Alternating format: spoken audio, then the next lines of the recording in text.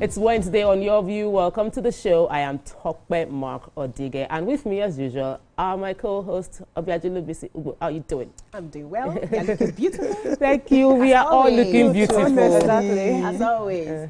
So I want to give a special shout out to my UK customers. Again. Because it seems like they are the only ones that have teenagers. They are the ones that have been ordering my book, Raising Empowered Teenagers. The Nigerian people, you people don't have teenagers. What's going on? We're too overwhelmed with Nigerian problems that we don't remember the children. Yes. But over there, the children are there. Taking the children to go to church to go and pray for them, please. We all have teenagers. We all need to read this book.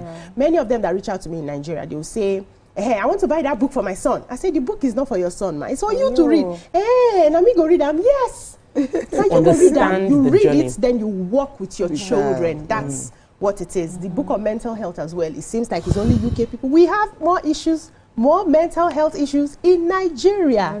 We need to inform ourselves. It's very important. So shout out to all my customers all over the world. I'm just kidding about just greeting only the UK so that the Nigerian ones won't get upset. But we need to help ourselves so that we can better help our children. Very important. It's extremely important. I paid for a course for my boys. They are supposed to do something this December. Then they now upsell throughout next year. And I was not thinking that, I think it's good because we don't really prepare. There are a lot of programs for girls, not enough programs for boys. So I'm like, let's prepare your boys to be good men. It's intentional journey. So how are you doing? I'm doing so well. That's my baby. Baby is doing so well. I'll come to that.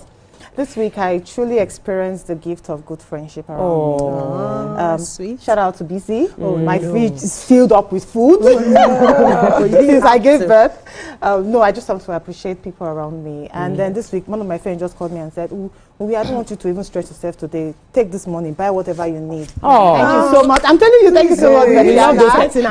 My fridge is, I'm not eating your food. No, but BC, remember the other day she used to bring me bowl.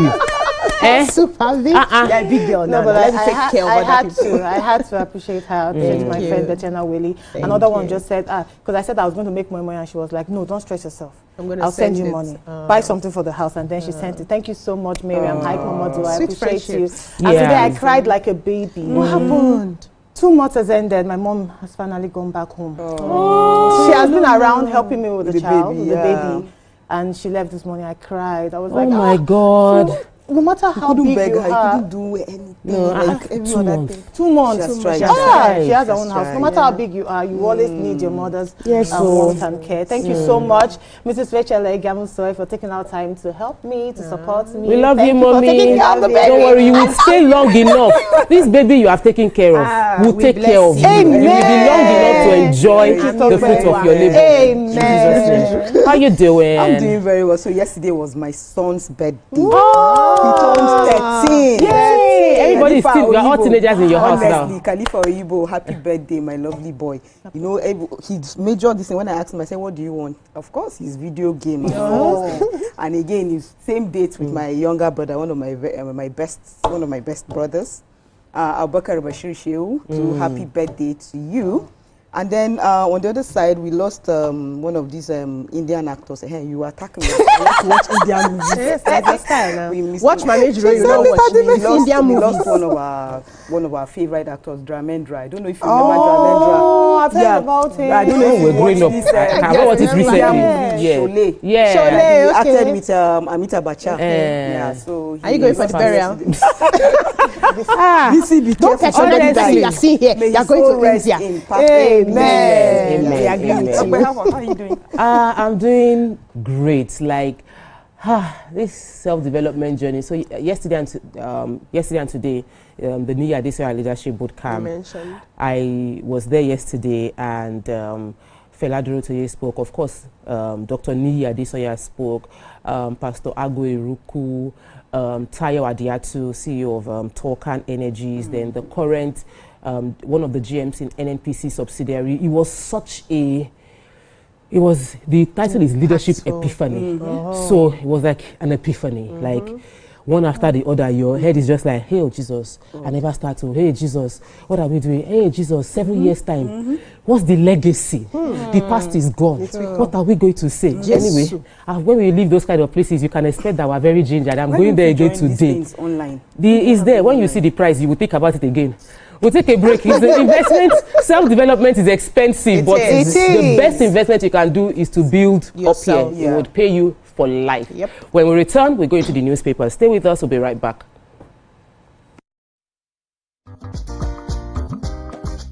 Stay tuned. Your View will be right back.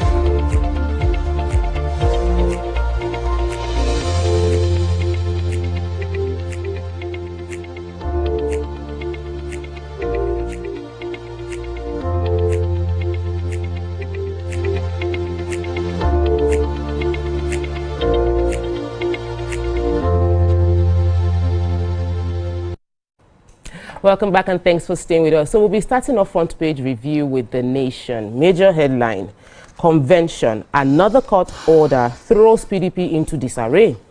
Judgment tomorrow in Lamido's Abuja case as Ibadan court to hear another suit today. We have Jarigbe's defection takes APC to 76 senators. Customs intercepts 29 billion naira cocaine at Lagos port. NUPRC to begin 2025 licensing round by December 1st.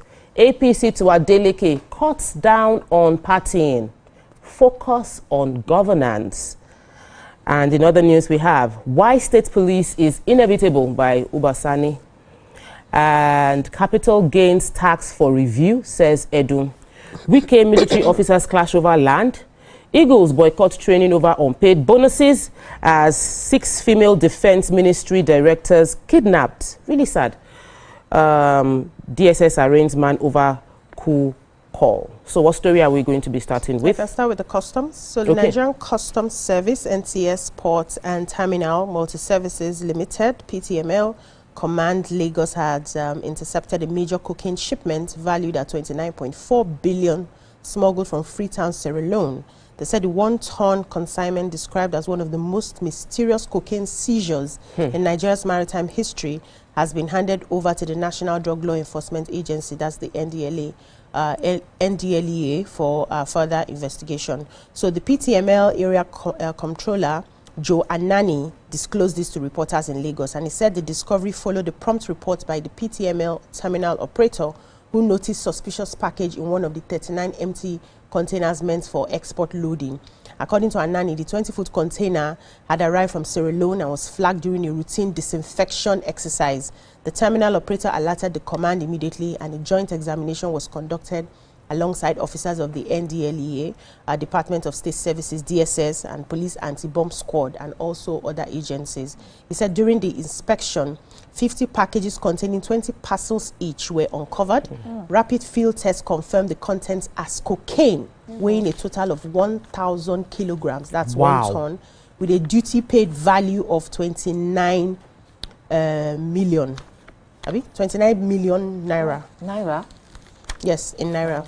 Anani explained that the shipment did not arrive in Nigeria as an import consignment, but was part of a batch of an empty container brought in by terminal operators for export purposes. You know how they go and then come with empty? Yeah, exactly. He said the seizure is one of the most mysterious cocaine interceptions ever recorded in customs service.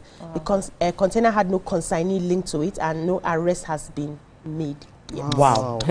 The investigation. Have mind. Well, I celebrate the customs for this, but we need to investigate the level of people that can carry out this kind of thing. We need to find them. Secrecy, that level of investigation is our problem. Them. Now, for me, I have the I have the story concerning APC to Adeleke, cut down on pattern, focus on governance.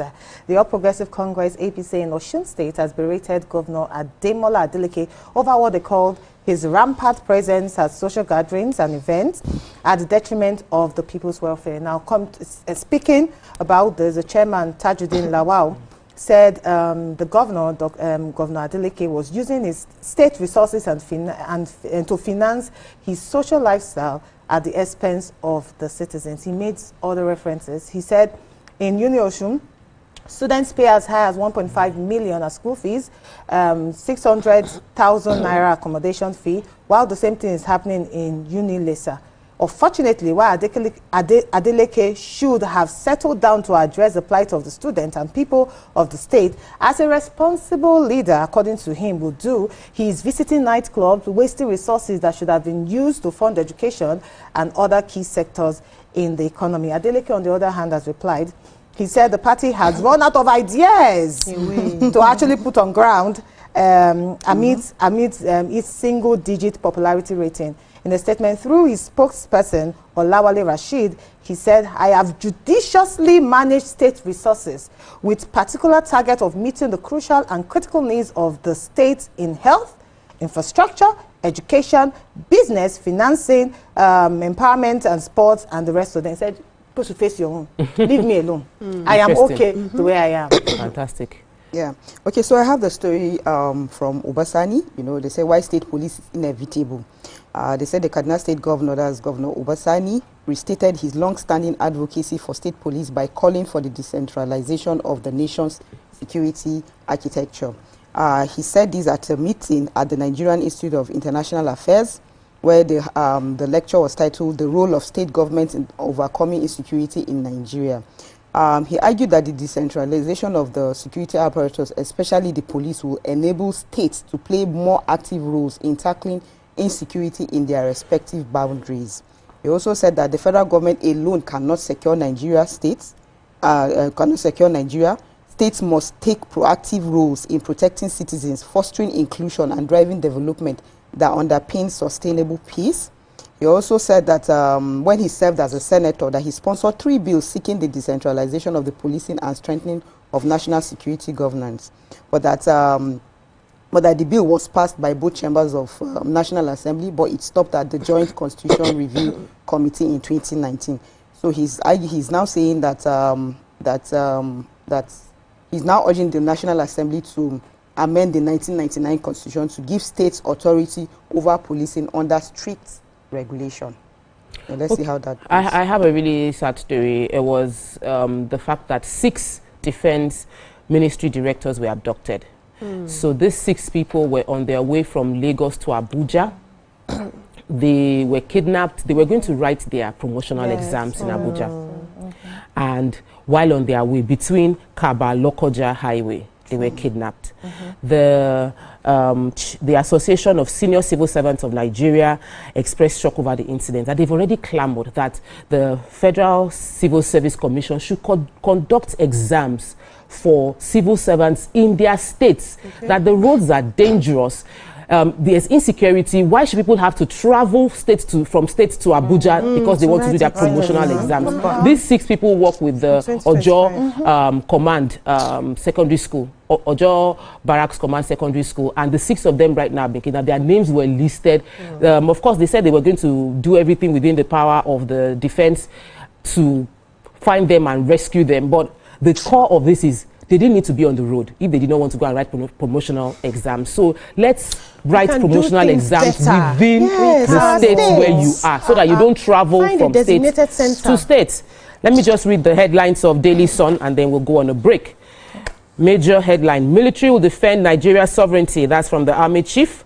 In other news, under Tinubu, governors can't lament lack of funds, says Sanwo-Olu. NNPLC Senate rift deepen as committee rejects 210 trillion naira expenditure claim, says NNPC. NAPIMS charged illegal subsidies on crude from 2017 to 2021. Then you have the story of terrorism charge. Kanu asked the court to stop November 20 judgment. And drama as naval officer stops Wike FCT officials from accessing Abuja land. Minister accuses CNS of land grabbing and intimidation. Federal government lists 1 trillion naira MOFI real estate fund on the Nigerian Stock Exchange. Initiative is to boost housing and widen market participation. All set for editors' conference in Abuja. We're looking forward to that. So we'll come back from the break. When we return, we'll go through the story. Stay with us. We'll be right back.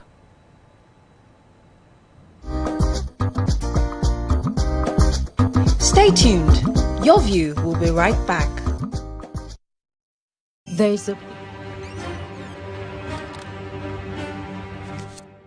Every clash of ideas begins the same way. Differences could be a disagreement, two voices, two views, standing apart, or an argument. a battle to win, to prove, or to conquer. Both are born from differences. One can open the door to respect. Sound, are you ready? And the other close it with fire. Two perspectives, but one big issue. Are you good? Yes, I'm good to go. So do we argue to fight or disagree to understand? 3, 2, 1, we are live. This is the big...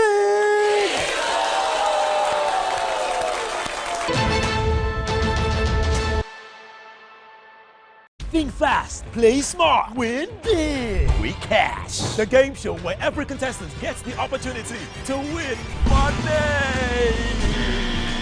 No long waits, no dull moments, just quick questions, quick moves, and free cash. Every second counts, every answer pays, and everyone walks away a winner.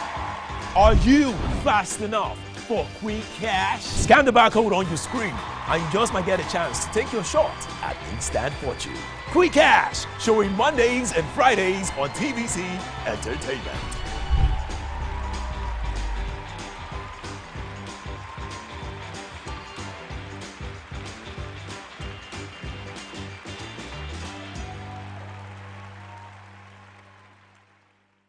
From Lagos to the world, TVC Communications has been nominated for its very first international award, the prestigious AIB. It's a recognition of our voice, vision, innovation, and relentless drive to push beyond boundaries. TVC Communications, Nigerian excellence on the world stage. Now hope they carry us. Even when wahala dey choke, we stand gidigba. Hope they waka with us for downfall. It dey gist with us for buka. No matter the gbege, our spirit e no fit scatter. Hope na that pikin wey dey read ABCD and still get ogbonge dream for hearts. Hope na the mama wey dey fry akara, wey see the reason say tomorrow go soft for am. Naija, your freedom na promise. Say hope go always come, no matter wetin happen.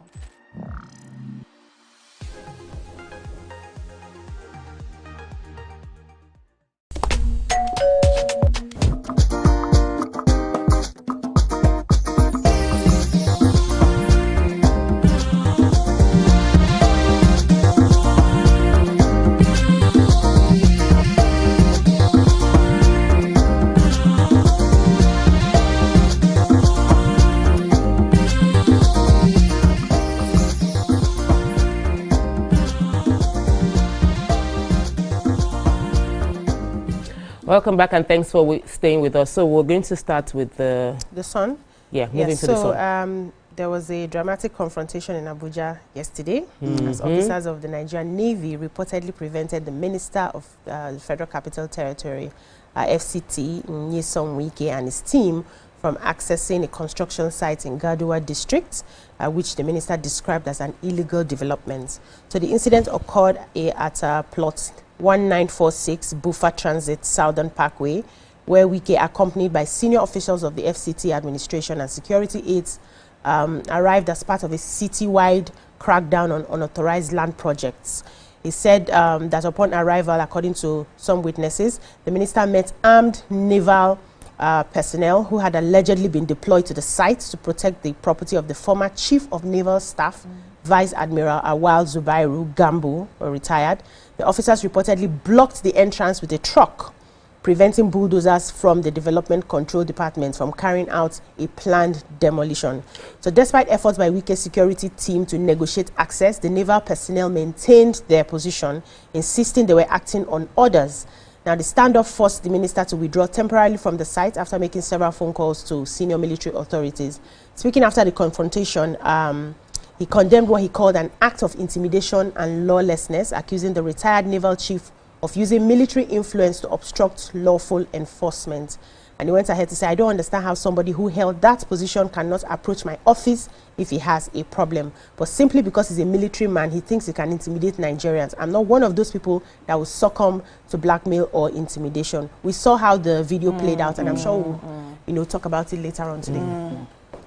All right, so let's talk about this one. NNPC, the rift between the Senate and the Nigeria National Petroleum Company Limited escalated yesterday after the Senate Committee on Public Accounts rejected the company's expenditure claims totaling 210 trillion naira and faulted the management for failing to appear to discuss the discrepancy. Now, the chairman, chaired by Aliyu Wadada, expressed outrage that the NNPCL's management failed to honor their invitation to clarify the discrepancy between their reports from 2017 to 2023. In his own words, he said at our last meeting with the management of the NNPCL, we agreed that they would appear today to respond to 19 questions arising from their audited accounts, according to Senator Aliyu. And they said the management official deemed it fit not to show up. NNPCL, they claim 103 trillion naira as accrued expenses and 107 trillion naira as receivables totaling 210 trillion, which the Senate has asked them to come and explain how this actually happened. The explanation for the 107 trillion receivables, equivalent to about $117 billion, see money, contradicts their own documents. Now, they also question how NNPCL could have paid 103 trillion in joint venture cash calls in 2023 alone, when they only generated 24 trillion naira. So they spent more than they made. They spent more than they made. This is what's causing the rates between the Senate and NNPCL. All right, you have your story. Okay, so I have the story from the real estate. They said the federal government lists 1 trillion. They said the federal government listed the 1 trillion managed real estate investment fund, Series 2, managed by the Minister of Finance on the Nigeria Exchange Limited. They said it's a landmark step towards unlocking value from public real estate assets, deepening Nigeria's capital market and bridging the gap, bridging the current housing deficit. They said that this was done at a ceremony. He mentioned this at the ceremony. He described the fund as a critical vehicle for driving housing development, financial inclusion and sustainable growth. He also said that the MRIEIF is designed to transform Nigeria's portfolio of public real estate assets into a transparent, market-driven investment platform. He said that that by listing this fund at 100 naira per unit, we are making it possible for ordinary Nigerians, not just the wealthy ones, to participate in the savings and investment culture needed to grow our economy sustainably. He also said that the initiative will help address the gap between Nigeria's 8 million pension fund accounts and fewer than 1 million stockbroking accounts, urging citizens to embrace capital market participation as a way to mobilize domestic savings for national development. Long and short, go and invest. Yeah. This fund is open. It's 100 naira per slot. You can go to your stockbroker and buy. The money will be used for real estate within Nigeria. Moving on to Vanguard, major headline, and it is under the Ministry of Finance Incorporated, so it's a bit like a safe investment vehicle. Major headline in the Vanguard: Trump, diplomatic engagements yielding results from the federal government. In other news, we've approved duty-free importation for aircraft spare parts and all of that from Keyamo. That's the Minister for Aviation. No governor can complain of poor funding under Tinubu. That's from our Governor of Lagos State, Sanwo-Olu. PDP crisis. Lamido secures another court order stopping convention. Anambra poll. Soludo, deputy, receives certificate of return from INEC. Wike soldiers bicker over alleged land grabbing in Abuja. Tinubu's reforms winning in the north. That's from Badaru Arewa think tank. All set for editors conference in Abuja today as Edu pledges review of capital gain tax to boost investor confidence. All right, so what story do we take now? So the federal government has approved duty-free importation for all aircrafts and their spare parts in the country. Fantastic. The approval came as stakeholders in the aviation sector warned that the industry's contribution to the country's gross domestic product, that's the GDP, could drop by 20% ahead of implementation of the new tax reform. That's the new tax reform laws taking effect January 1, 2026. The Minister of Aviation and Aerospace Development, Mr. Festus Keyamo, disclosed this before declaring open United Airlines' inaugural flight to Ghana on Monday. And he was represented by the Permanent Secretary of the Ministry of Aviation and Aerospace Development, Dr. Ibrahim Kana. He says, we, Government of Nigeria, have approved duty-free importation for all the aircraft and their parts into the country. No doubt this will support the airlines and give them a leeway and breather in the business. On the new tax laws, which takes effect January 2026, the experts also cautioned that direct employment and airlines' financial output might decline by 30% and 25% respectively.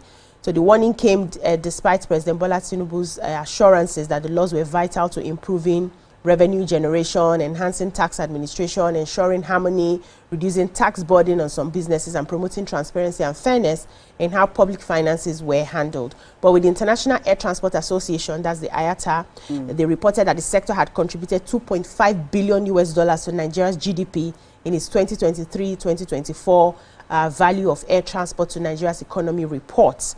The experts also feared that this performance might not be sustained beyond 2025 if the new tax laws do not give waivers to the operators. So I think these are some of the small things that they are doing to see how they can continue to increase their GDP and not collapse doing business. So I saw a story inside the Vanguard that caught my attention. It says federal government bans production, sale of alcohol in sachet and small bottle. Now, the federal government has officially banned the production, sale, and distribution of alcoholic beverages packaged in sachets and bottles below 200 millimeters. According to them, this is a move made to curb the abuse and protect public health. According to the National Agency for Food and Drug Administration and Control, NAFDAC, they said full enforcement will commence January 1st, 2026. Speaking in a press briefing in Abuja, the Director General of NAFDAC, Professor Mujisola Adeyeye, announced that the federal government had also approved the recruitment of 1,000 additional personnel for the agency in order to enforce the stoppage of production of alcohol in small containers. They said the ban followed a Senate resolution and a directive from the Federal Ministry of Health and Social Welfare reinforcing NAFDAC's mandate to safeguard public health and protect vulnerable groups, particularly children, adolescents, and young adults from the harmful effects of alcohol. Very good. Some people have the opinion that stopping production of alcohol in small sachet and bottles will actually curb abuse because you won't be able to access it. We would have less accidents. Yes, that you won't be able to access it. All those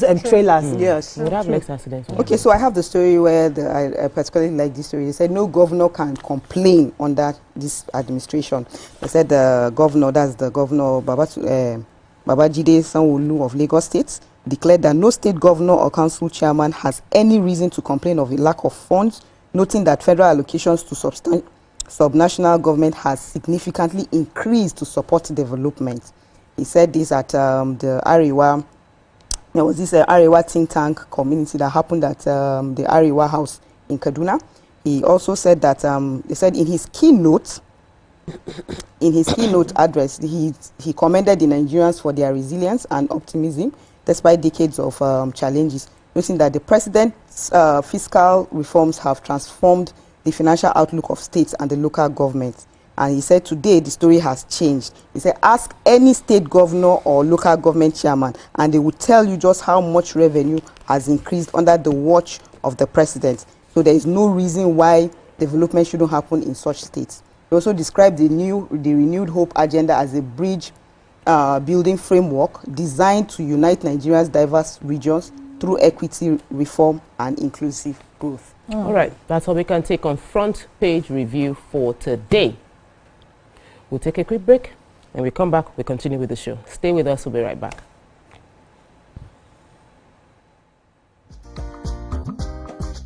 Stay tuned. Your View will be right back.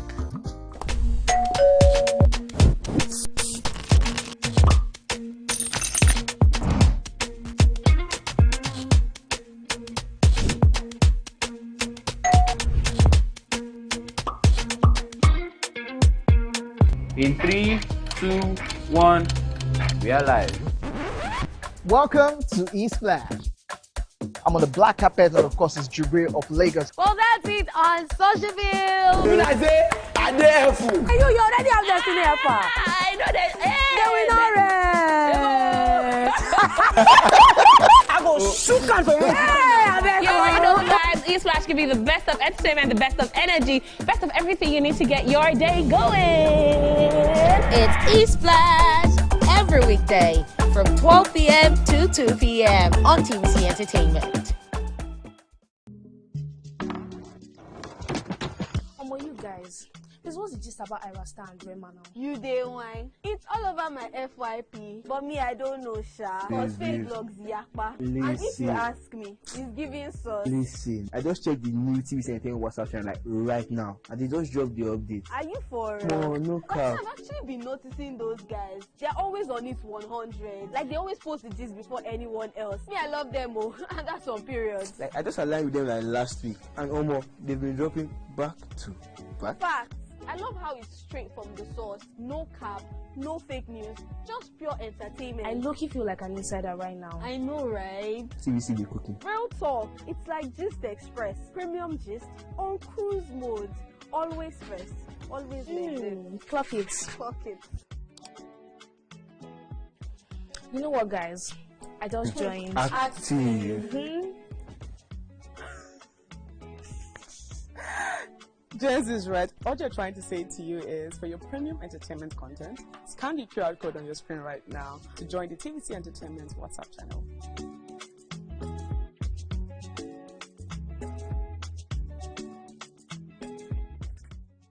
Keeping hope alive.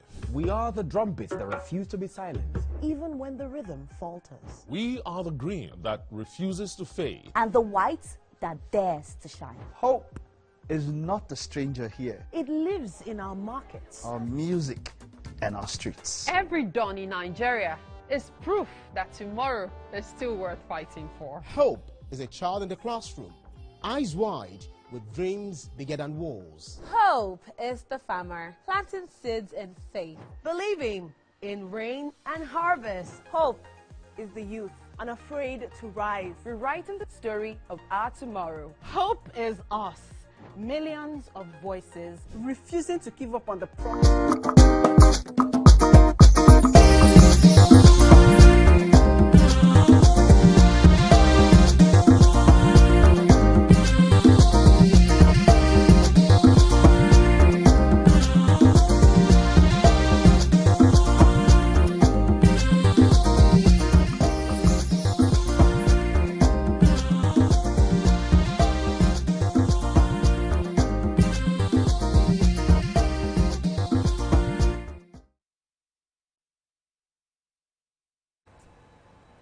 Welcome back and thanks for staying with us. Here's some weekends in the news again.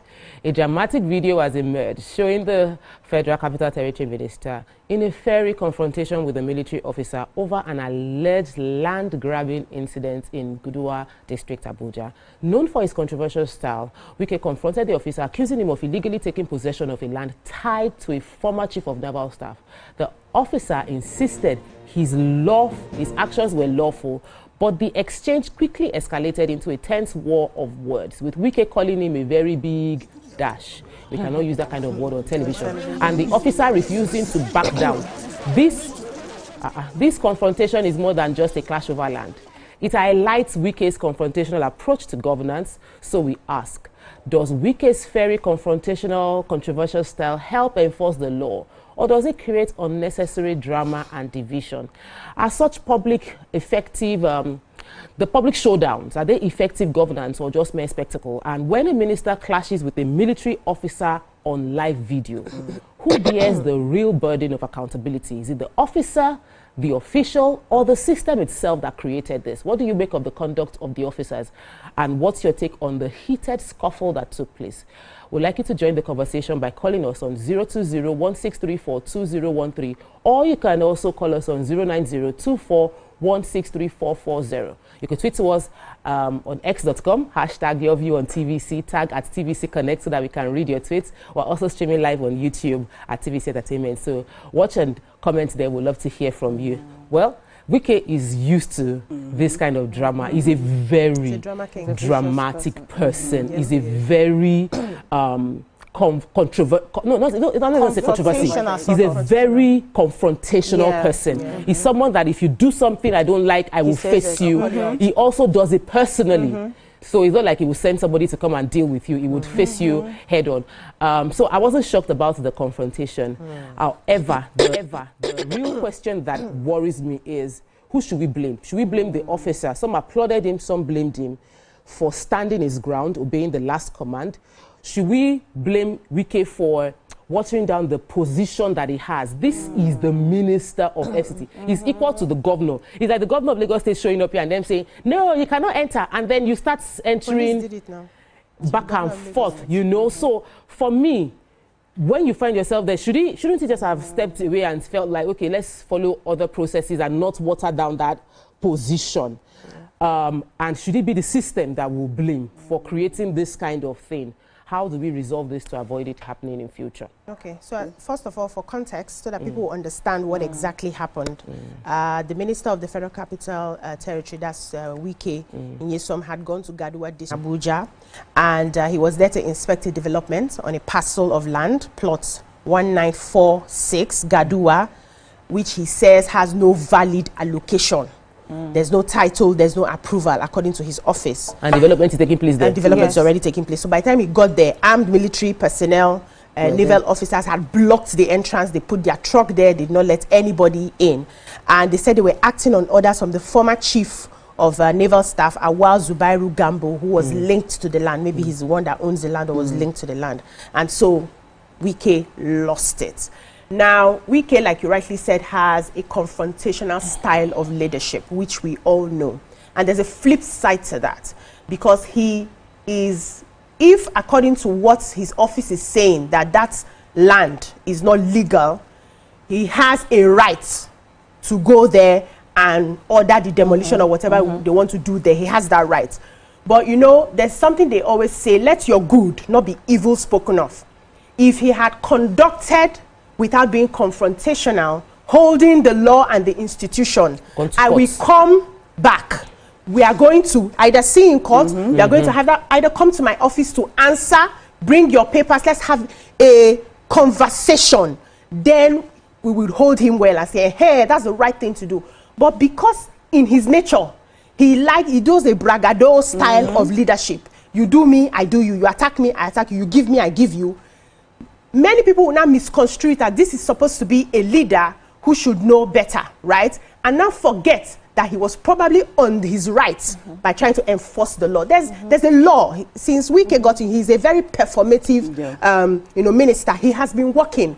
He has been trying to restore Abuja to where Abuja should be. Many people have deviated from the plan because you know how government has been sleeping for so long. People allocate lands to themselves, share things to them. So when he came in, he was deliberate about, I'm going to fish you people out. If you are not documented, you will lose it to the government and all of that. So he is working. We can see the progress so far. But now, there's something they always say about how you handle yourself, which may mess up the good that you're doing if you don't pay attention to that. But I'll come to that. Now, the officer in question. There's something in Nigeria where for many years we have allowed people be more powerful than the institution. The jurisdiction of whoever the officer was taking orders from, right? They have a hierarchy. There's a way they do things. When Wike was talking to him, he shouldn't have been given, what's it called? Reply. you know those rhetoric, you talk, I answer, you talk, I answer. He should have maintained his calm. This is what we want to do. We're not moving, and maintain his. He didn't have to respond because, first of all, his job as a military personnel or a naval officer is not to protect the private property of any individual. You see how individuals are more powerful than the institution? He has a job to do when it comes to the federal government, protecting the lives and properties of, you know, the people, not for personal interest. He is there in that capacity for personal interest of his ex-naval officer, chief of the naval officer, right? That is what he's there to do. It doesn't necessarily be personal interest. Let me just put in context. Once you've gotten to chief of, you have an officer with you for life, and the person works for you. No, it's not the only one. There were lots of them. Yes, but like they work, you are at that level. So when you get to that level, retire, yes, you still have those detailed. They will have detailed. Okay, so Wike should have taken it to the law, right? Yes, taking it through the institution and not having that altercation with. But I still feel that the officer himself shouldn't have responded the way he responded. People are applauding him, though. That's Nigerians for you. You know, that's what I want to say. That's what I want to say. You know, when stories like this drop online medium, we trust online commentators and people that have opinion. They're always very sentimental with their opinion. But when I saw it, first of all, I asked the same question that BC asked. Who is to blame, number one? The number two, why was the court not involved? Because if you see some other stories says that a stop order has been issued to the occupants of this particular land. That, your construction work is still going on there. So we are issuing you the stop construction order because this particular land was illegally allocated to you. Now, if that order had been sent out already, I don't see any need why the FCT minister, see, we're not talking about any other minister. We're talking about the FCT minister going to the land to inspect if soldiers are still there, since your boys have already gotten back to you to tell you, Oga, that land where you say make we go drop stop order. Military men are, according to some reports, they stated that there's some officials went there and military men were guarding the land. But it felt like if I go myself. No, but first of all, you should respect. That's your minister. That's your position. You mentioned something. You said he's not just any minister. He's the minister of FCT. If you realize that somebody has flouted the law, there are ways that you can go about it rather than going there to just imagine what is actually happening online. I understand that Wike's style can be confrontational, but then again, this shouldn't have happened. Secondly, let's talk about the use of words. You are the minister. Yes. You wanted to go there so that your presence can actually show that, come, I'm serious about this land. We know that the intention that they had for the land was to create recreational parks for Abuja residents, which is good. Then you wanted to show your presence there. Your presence should also speak through your words. Using words like F, using words, abusive words, I don't think that it should have come out. That was, for me, that was totally wrong. Then let's talk about the army official. Yes, I understand that when you retire as a chief of naval staff, former chief of naval staff, when you retire, they'll give you one army person to guide you. Yes, I understand that, but still, that army person is still guided by the law. The law of the land. The law of the land. First of all, like you said. That's a good question that we should come back to. The question of which law does a military official follows? It's a global thing. We know how they are now. Military people. Your superior is my Oga. Yes. If you kill me, you kill me. But my Oga said I should stand here. I will stand there until my Oga said step aside. But how do we manage? Yes. Like for me, I don't think it's what we can. Whether we feel right or not, because tomorrow morning, if Oga say military man stand here, there is no English we can speak. Bisi said something very, sorry, just quickly. Bisi said something very key. She said, he would have just stayed there. No, the thing is that replying the FCT minister, I don't think it was necessary. Okay, let me hear from you, So when I saw the story, in fact, I've been seeing a lot online. different things. In fact, drama is... They even paired the military guy with babes. Like, are you serious? I'm telling you see the online community is just hilarious. He's a fine boy. Yeah, and a fine guy. So when I saw the story, first of all, I'm going to start with Nyesom Wike. Yes, just like you rightly said, you said he's the FCT minister. he shouldn't have gone there. But from the story I heard was that somebody owns the land. Yes. It was the land was forcefully collected from the person. The original and then the person went to go and report to Nyesom Wike personally. And Nyesom Wike has been talking about the land and saying nothing should happen, nothing's going to happen, he's going to protect him. And then all of a sudden Nyesom now heard that there's something is ongoing on that land. That was why he got up and said, let me go and see it for myself. So this was the story I heard, I read it online. So he went there. Of course, we've said it several times, just like you said he's a drama guy and everything, but sometimes your drama will fail you at like this situation right now. Yes. So he got there, and when he got there, you know, he started, he confronted the soldier guy. He saw them doing the construction and everything, and he was talking and saying, you guys should stop. First of all, just like they said they used their truck to block the entrance. So he got with I want to talk about the soldier guy, right? The soldier guy, there are sometimes that your words, you don't have to speak rudely to someone, but your body language, and I think it's disrespectful. I don't know the right word to use, but okay, so for example, the way we were being brought up, I'm sure that's where Nyesom Wike is coming from, the FCT minister. I know that's where he's coming from. Like, for example, you go and meet somebody and you say, are you mad? You know, are you mad? Is something wrong with you? It does not mean that you should answer. There are some things that somebody will tell you. It doesn't mean that you should reply. It just means that, oh, look, oh, be careful, I'm getting upset and everything. And he was supposed to quote that and keep quiet. I've met this Gen Z people. You can't go and meet. There was a time I met somebody. I was like, "Are you mad? Something wrong with you?" You know, I was not expecting a reply. The person said, I am not mad." Do you understand? The person just replied immediately. So you know, like there was a time, like what BC said some shows ago. She was like that these are our ministers or the people in office, that they need to be taught how to respond in things like this.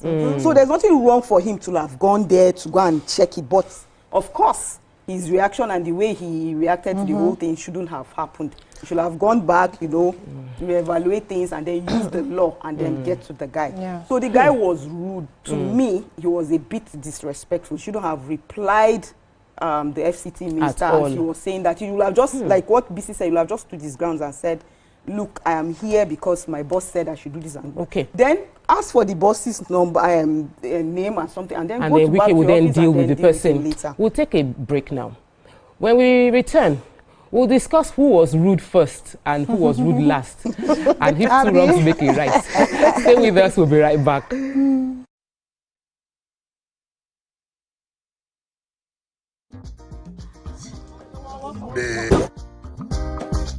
Stay tuned. Your view will be right back.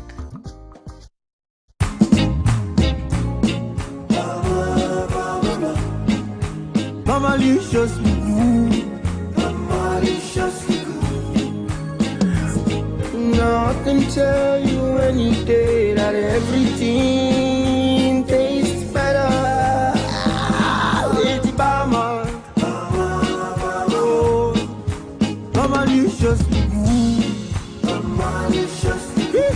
Maliciously good. And the National Productivity Order of Merit Award goes to the only tomato paste manufacturer. Nigeria, our independence is not just history. It is a call to keep believing, to keep building, to keep hoping.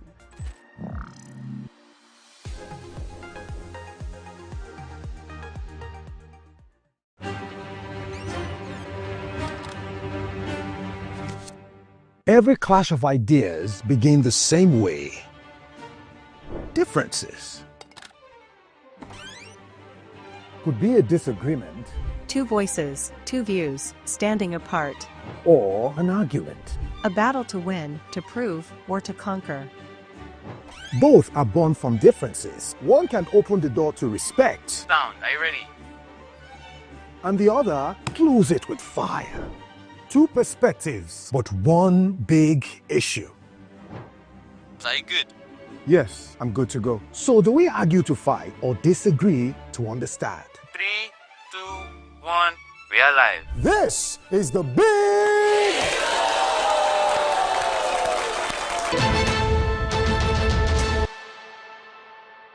Think fast. fast, play smart, win big. We Cash, the game show where every contestant gets the opportunity to win money. No long waits, no dull moments. Just quick questions, quick moves, and free cash. Every second counts, every answer pays, and everyone walks away a winner. Are you fast enough for quick cash? Scan the barcode on your screen, and you just might get a chance to take your shot at instant fortune. Quick Cash, showing Mondays and Fridays on TVC Entertainment.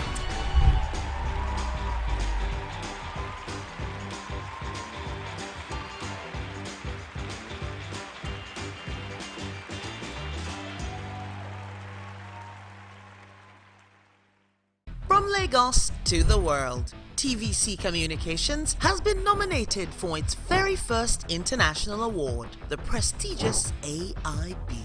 It's a recognition of our voice, vision, innovation, and relentless drive to push beyond boundaries. TVC Communications, Nigerian excellence on the world stage. Now hope they carry us. Even when wahala they choke, we stand gidigba.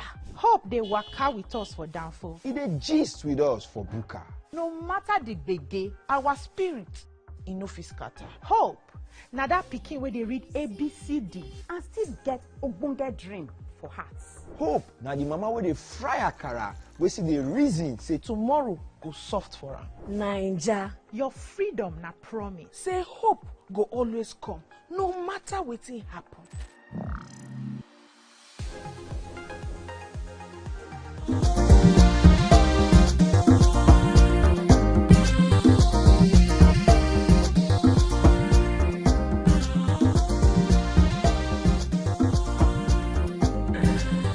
Welcome back and thanks for staying with us. So this conversation was very heated during the break and it's a different perspective to it. Some people feel like the military officer, the naval officer wasn't rude.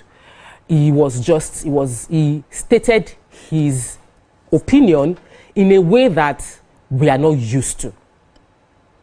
Like, we live in a country where you are not allowed to reply anybody older than you. You are not, when somebody confronts you, you are meant to back down. So it's a bit unusual to have someone say, no, I'm not mad. I'm not foolish. I know my rights.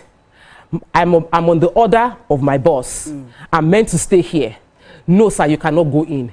That feels unusual to us.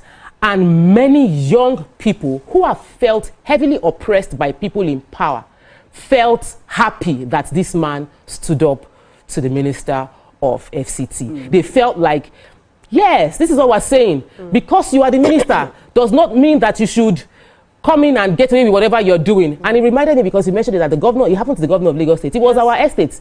He came to Magodo Gate wanting to enter, and they said, no, you cannot enter. You see, there must be, for everybody in authority, there is also a check for them. And people in uniform have the power to say that, yes, Mr. Governor, yes, Mr. Minister, you are not allowed to do this.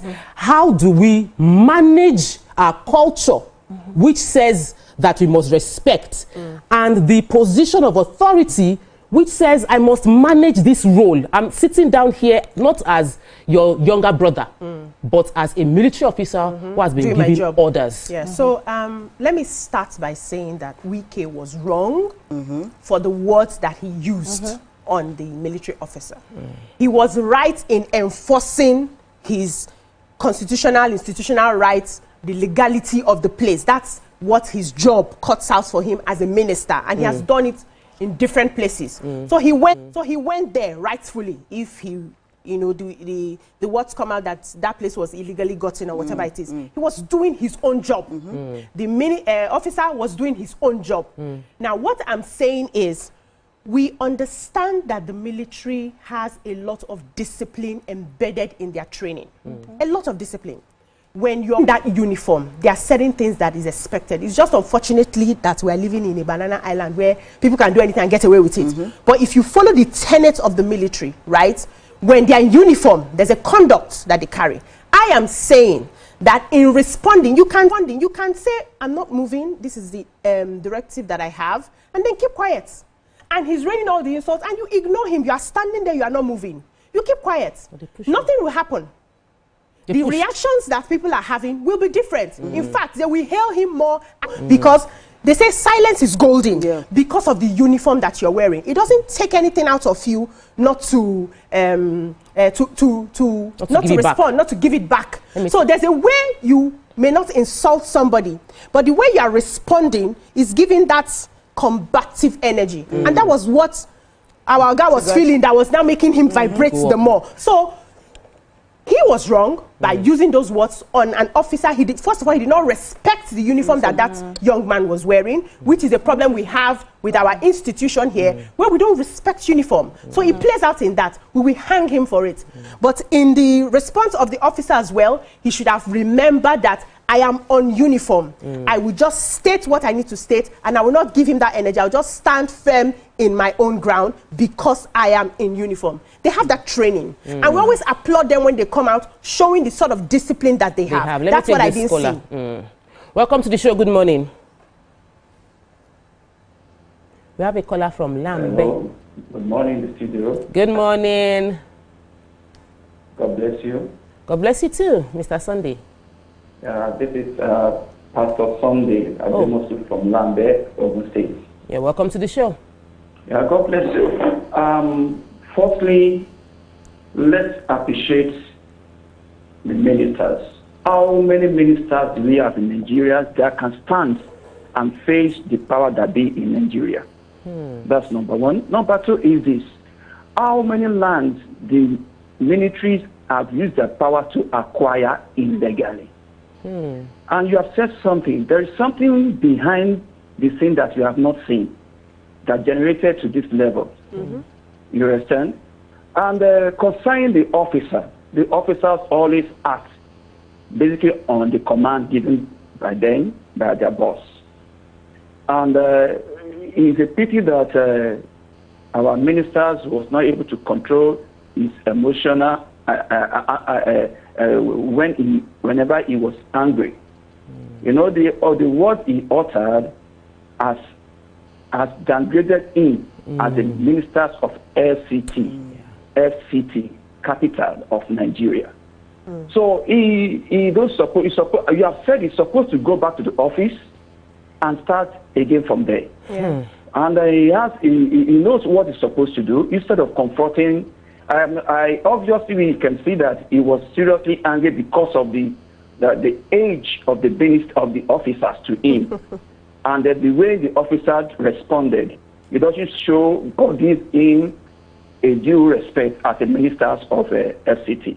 That's one of the things that I believe that it triggers his anger.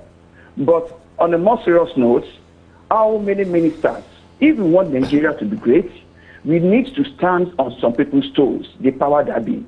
How many ministers in Nigeria that can do that? We should appreciate him for doing that. I am not a politician, but whenever we see something good, we appreciate it. But he can do better. The way because it's a big shame to the nation. The ministers of FCT, he works direct with the presidency.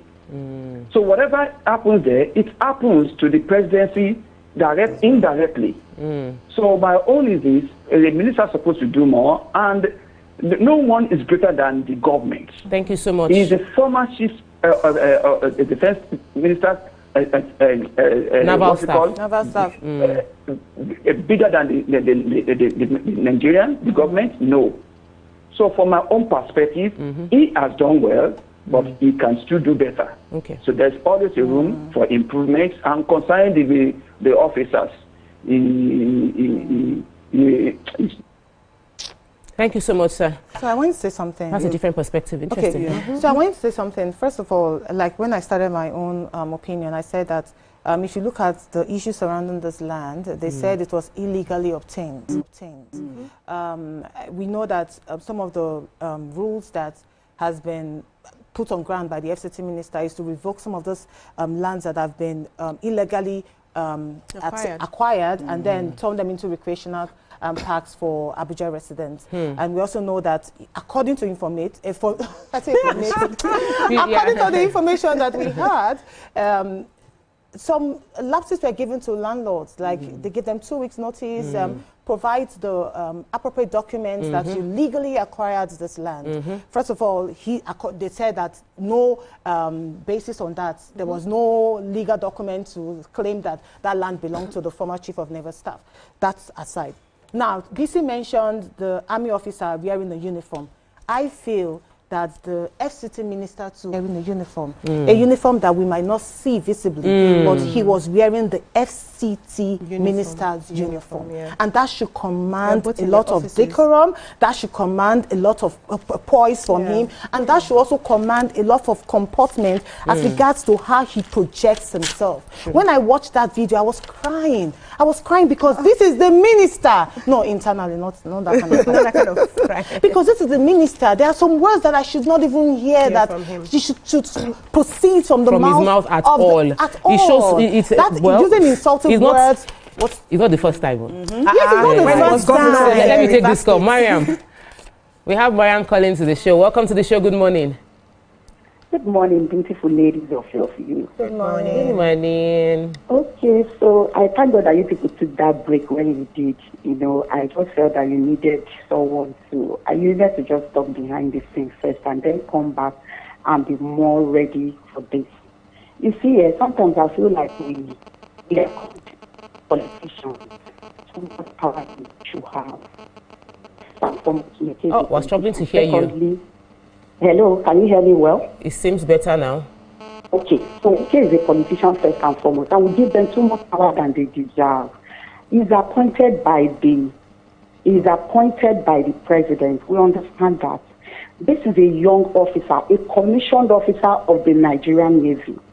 Trust me, he doesn't owe Wike any form of whatever you think you owe him. He's on duty. And I was shocked when Okajoli said somebody will retire and still keep. Do you know what it means to serve in the Navy for years? And maybe you should have done your investigation before even coming to talk about this topic. The truth is that the young man represented everything that the military stands for. And that which means that in fact the obedience to duty, and he was obedient to duty. Your so-called minister stepped outside the boundary. Thank you, Mariam. You see, the thing is, it's about opinion. And she was clear. It was about opinion, and she was clear. But we have to go on commercial break. When we return, we'll continue with the conversation. Stay with us, we'll be right back.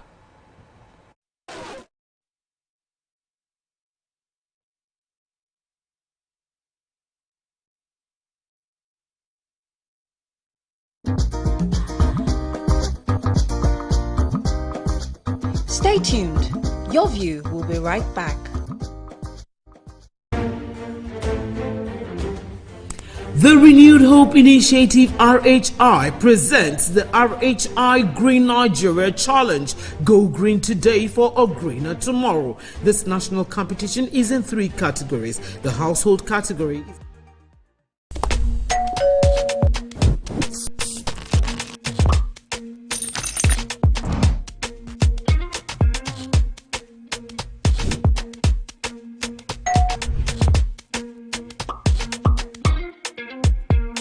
in 3, 2, 1, we are live. Welcome to East Flash. I'm on the black carpet, and of course, it's Jubril of Lagos. Well, that's it on Socialville. When I say, I dare fool. You already have Destiny Helper. I know that. I go shoot out for you.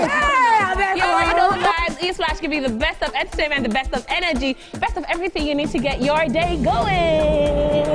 It's East Flash every weekday from 12 p.m. to 2 p.m. on TVC Entertainment. You guys, This was just about Ira Star and Rema now. You day wine. It's all over my FYP. But me, I don't know, Sha. Cause fake blogs yakpa. And if you ask me, it's giving sauce. Listen, I just checked the new TV Entertainment WhatsApp channel like right now, and they just dropped the update. Are you for real? No, no cap. I've actually been noticing those guys. They're always on it 100. Like they always post the gist before anyone else. Me, I love them, oh, and that's on periods. Like I just aligned with them like last week, and almost they've been dropping back to back. Facts. I love how it's straight from the source. No cap, no fake news, just pure entertainment. I low-key feel like an insider right now. I know, right? TVC be cooking. Real talk. It's like Gist Express, premium gist on cruise mode. Always first, always next. Clock it. Clock it. You know what, guys? I just joined. Active. Jess is right. All you're trying to say to you is, for your premium entertainment content, scan the QR code on your screen right now to join the TVC Entertainment WhatsApp channel.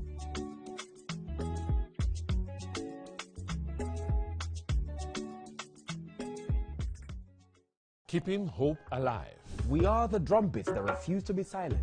Even when the rhythm falters. We are the green that refuses to fade. And the white that dares to shine. Hope is not a stranger here. It lives in our markets, our music, and our streets. Every dawn in Nigeria is proof that tomorrow is still worth fighting for. Hope is a child in the classroom, eyes wide, with dreams bigger than walls. Hope is the farmer planting seeds in faith, believing in rain and harvest. Hope is the youth unafraid to rise, rewriting the story of our tomorrow. Hope is us. Millions of voices refusing to give up on the promise of this land. Nigeria, our independence is not just history. It is a call to keep believing, to keep building, to keep hoping.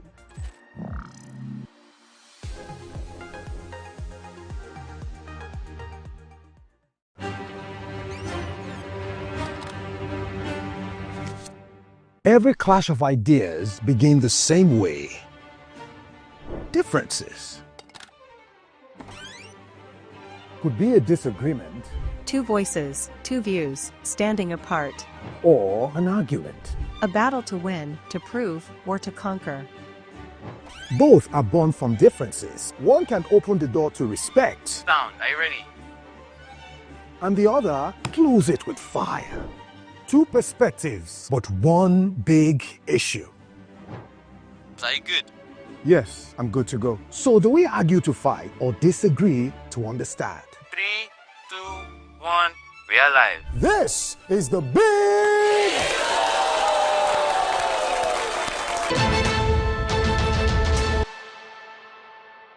Think fast, play smart, win big. We cash. The game show where every contestant gets the opportunity to win money.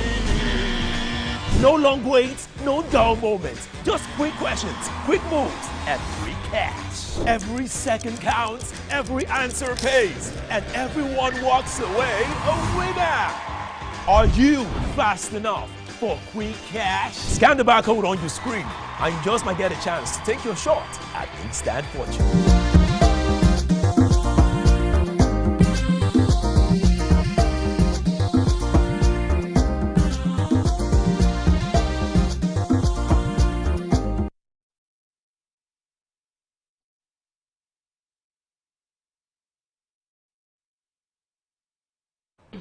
Welcome back and thanks for staying with us. So we had to go on a commercial break after the caller's conversation. And it's one of the things we say over and over again. Your view is an opinion-based show. Thank you.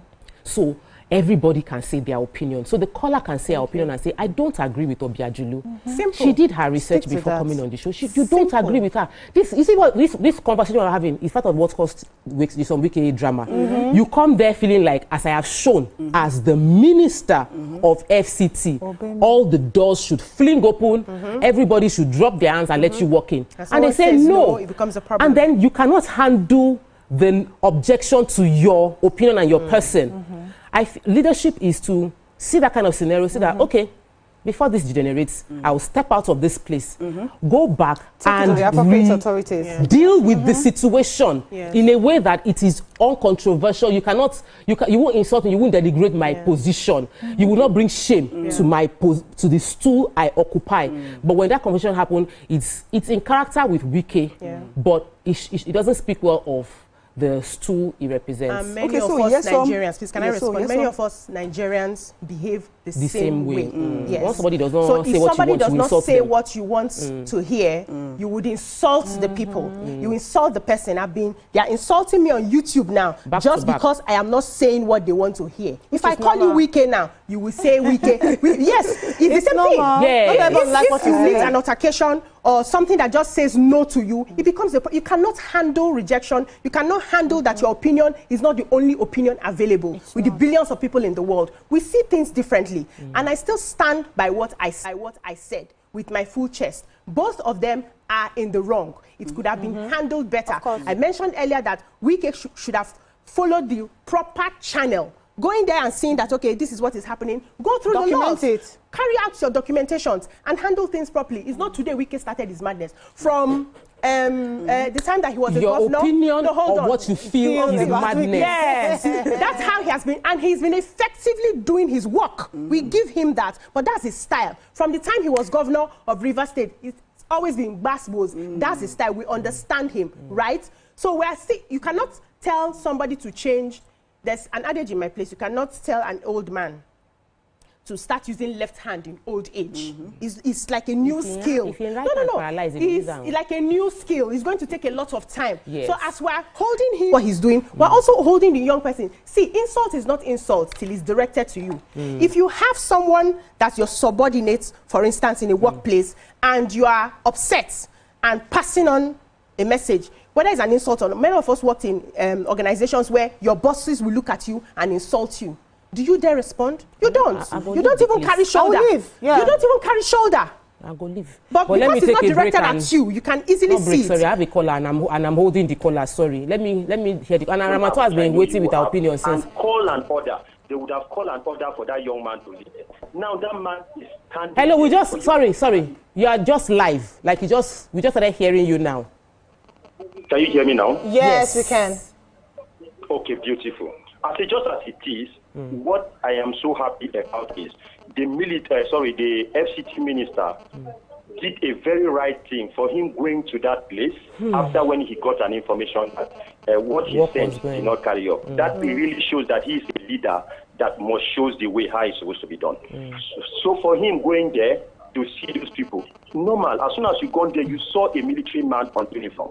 You know what military means. If you want to really talk on hierarchy or something, with that is strong military firm in the country, I am telling you, even the president, they will fall down.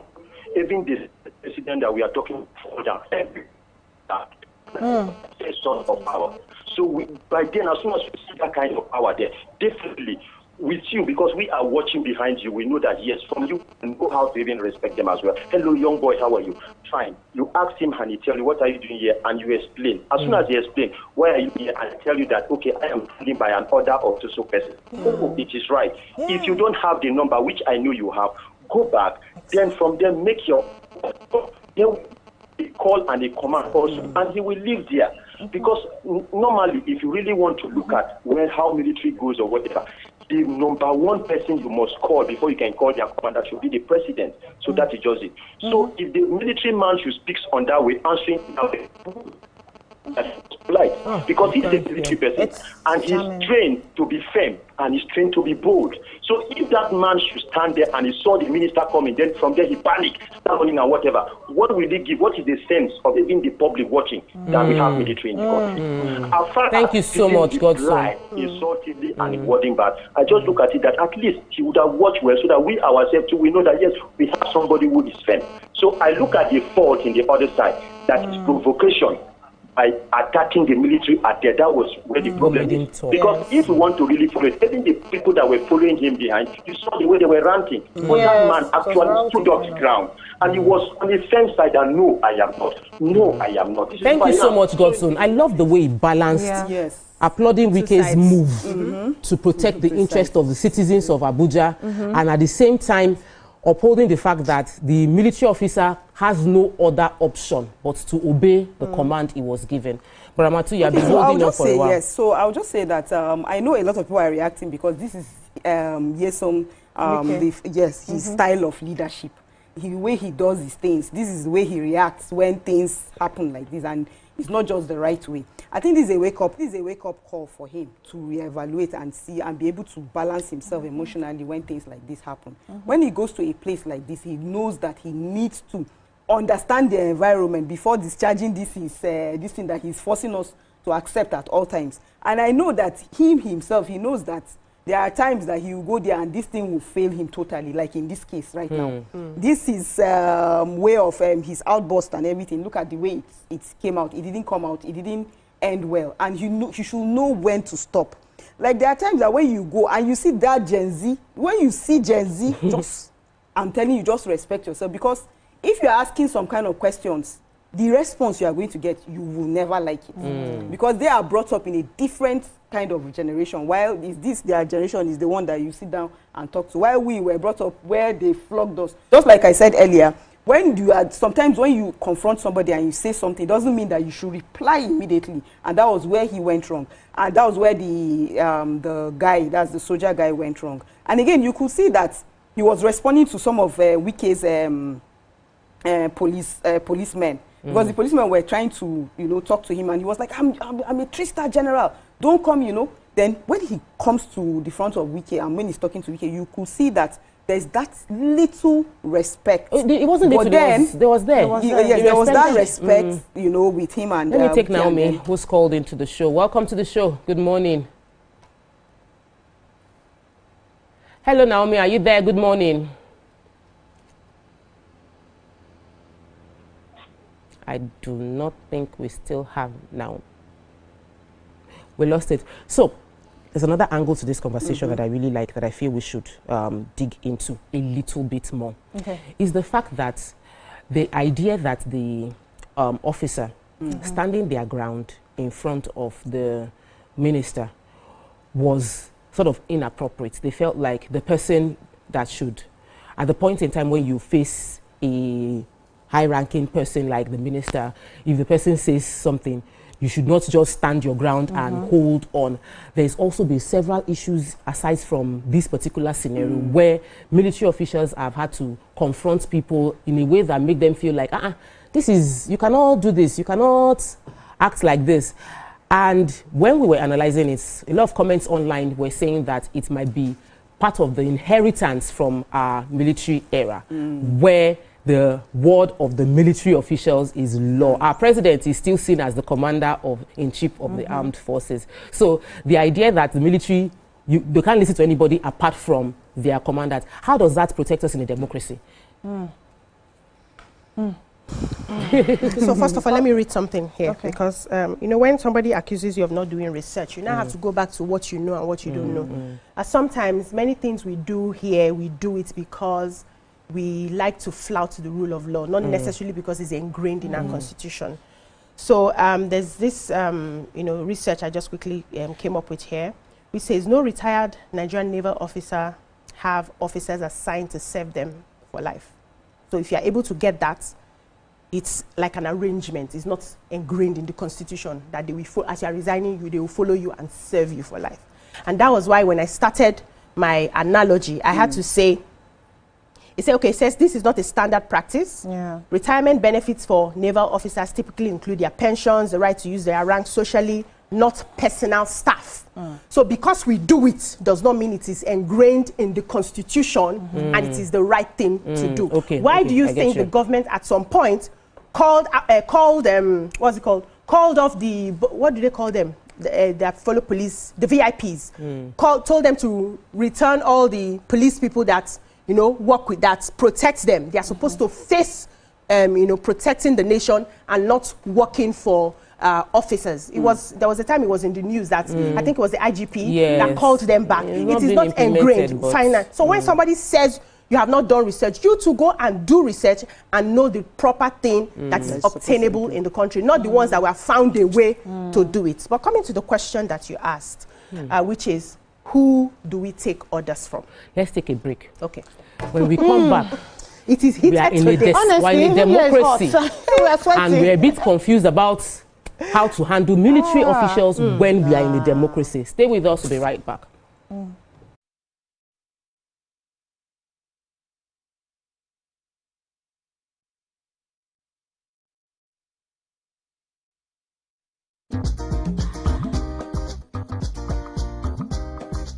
Stay tuned.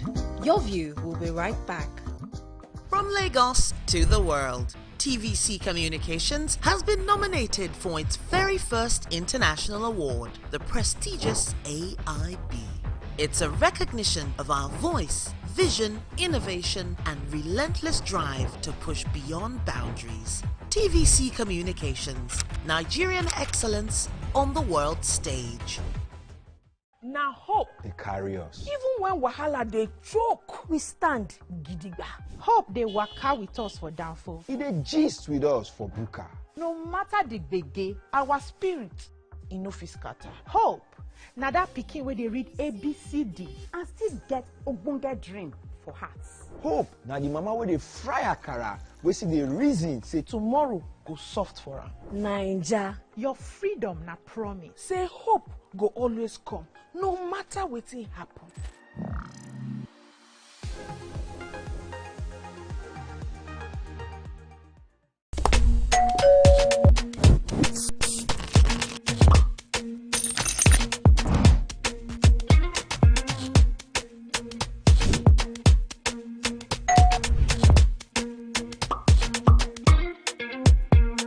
In 3, 2, 1, we are live. Welcome to Eastland. I'm on the black carpet, and of course, it's Jubril of Lagos. Well, that's it on Social Bill. When I say, I dare helpful. You already have Destiny Helper. I know that. I go shoot on for you. You already know, guys. E-Splash give you the best of entertainment, the best of energy, best of everything you need to get your day going. It's E-Splash every weekday from 12 p.m. to 2 p.m. on TVC Entertainment. Keeping hope alive. We are the drumbeats that refuse to be silenced. Even when the rhythm falters. We are the green that refuses to fade. And the white that dares to shine. Hope is not a stranger here. It lives in our markets, our music, and our streets. Every dawn in Nigeria is proof that tomorrow is still worth fighting for. Hope is a child in the classroom, eyes wide, with dreams bigger than walls. Hope is the farmer planting seeds in faith, believing in rain and harvest. Hope is the youth unafraid to rise, rewriting the story of our tomorrow. Hope is us, millions of voices refusing to give up on the promise of this land. Nigeria, our independence is not just history. It is a call to keep believing, to keep building, to keep hoping.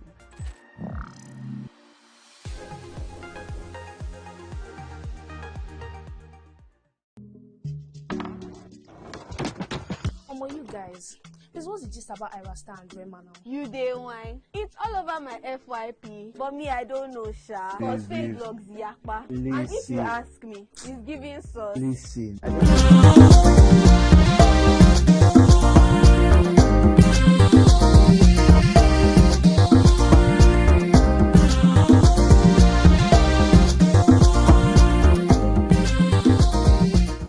Welcome back and thanks for staying with us. So we'll be having this conversation concerning based on the outbursts between Wike and a military, a naval officer.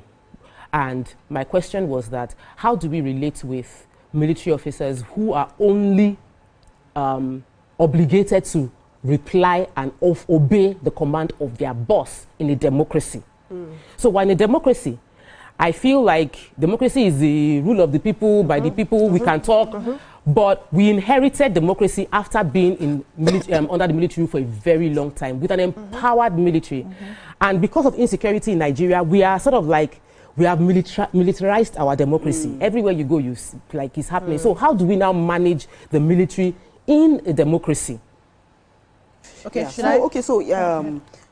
So managing military in the democracy, there are so many ways. We need to know what their function is, and are they supposed to be part of us, or are they supposed to be part of the community? We're supposed to know what their rules and regulations and what they are supposed to do for the society if they are going to mingle around us. Me, I've been a victim. It's because this one is just because he faced here some weekend, and a lot of people have personal whatever with the FCT minister because of the way he acts and everything. But personally, a lot of people have personal experience with the military.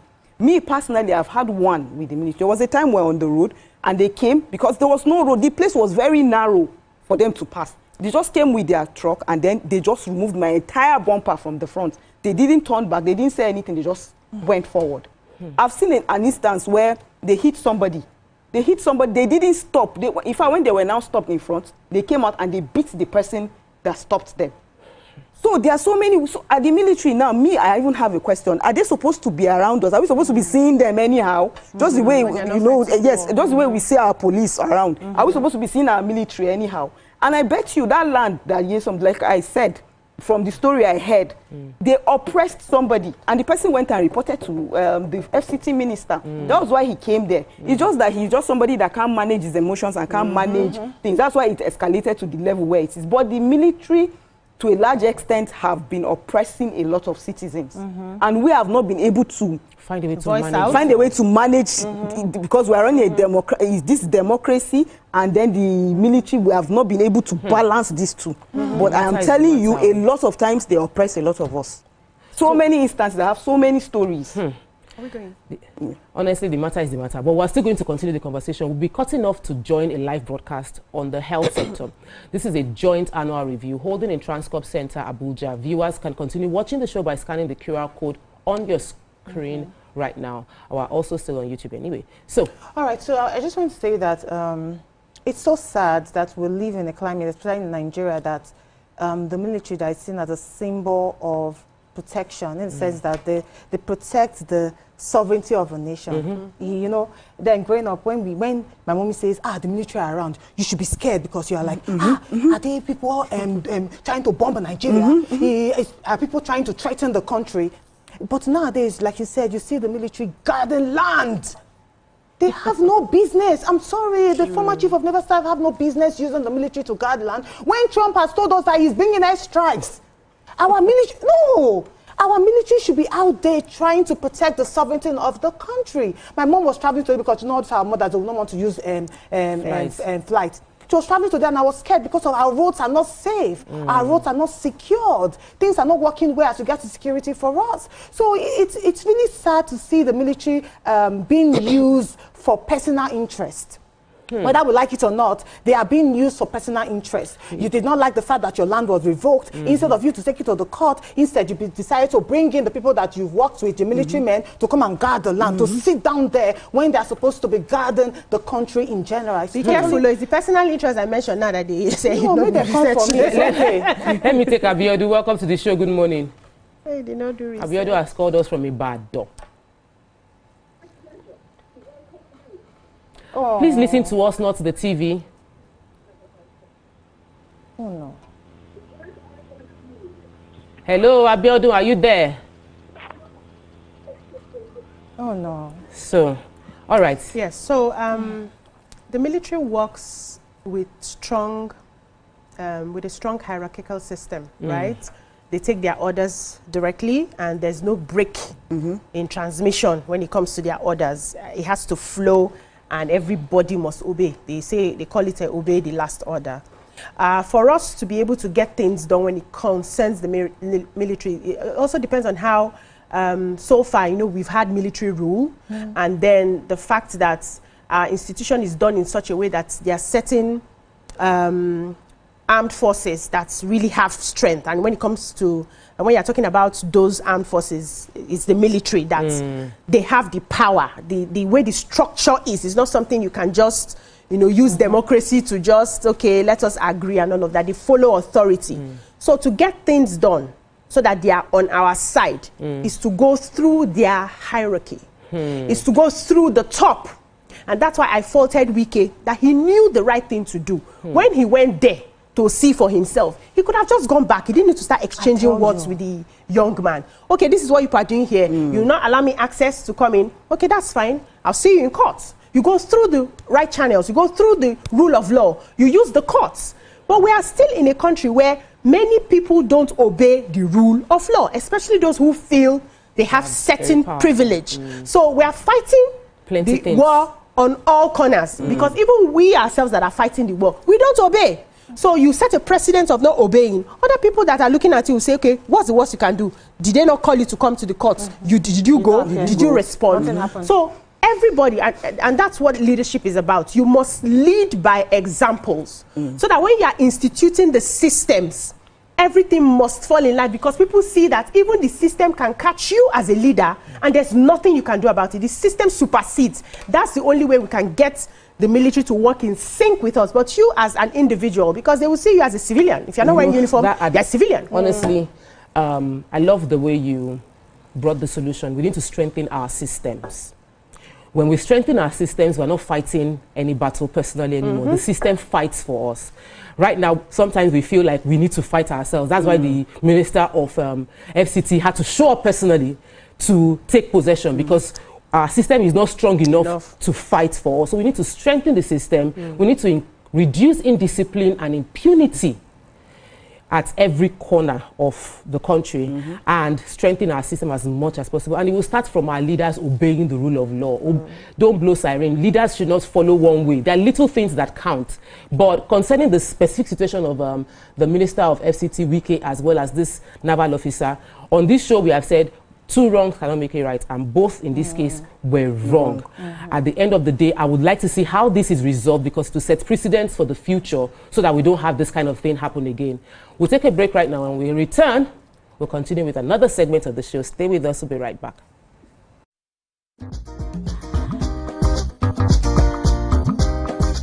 Stay tuned. Your view will be right back. TVC Entertainment WhatsApp channel like right now, and they just dropped the update. Are you for no cap? I've actually been noticing those guys. They're always on it 100. Like they always post the gist before anyone else. Me, I love them, and that's on periods. Like I just aligned with them like last week, and they've been dropping back to back. Facts. I love how it's straight from the source. No cap, no fake news, just pure entertainment. I low-key feel like an insider right now. I know, right? TVC be cooking. Real talk. It's like Gist Express. Premium gist on cruise mode. Always first. Always maintain. Clock it. Clock it.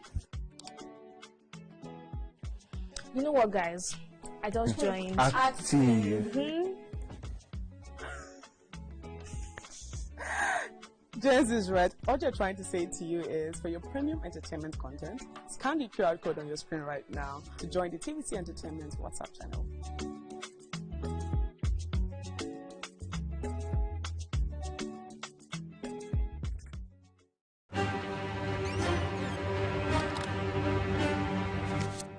Every clash of ideas begin the same way.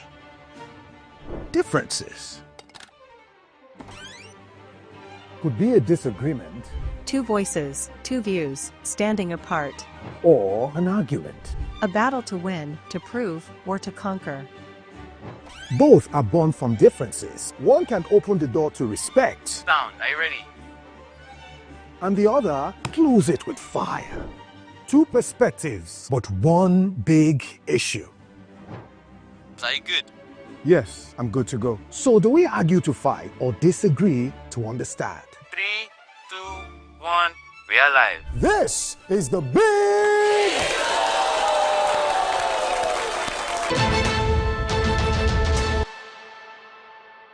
Think fast, play smart, win big. We Cash, the game show where every contestant gets the opportunity to win money. No long waits, no dull moments. Just quick questions, quick moves, and free cash. Every second counts, every answer pays, and everyone walks away a winner. Are you fast enough for quick cash? Scan the barcode on your screen, and you just might get a chance to take your shot at instant fortune. Quick Cash, showing Mondays and Fridays on TVC Entertainment.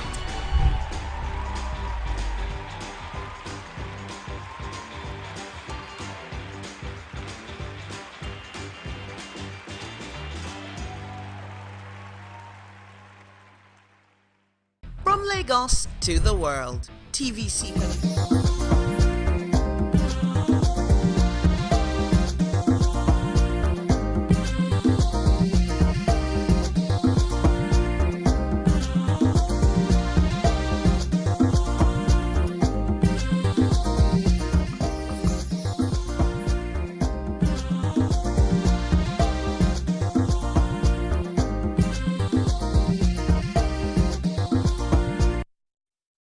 Back and thanks for staying with us. Today we celebrate a woman whose faith, vision and compassion changes lives.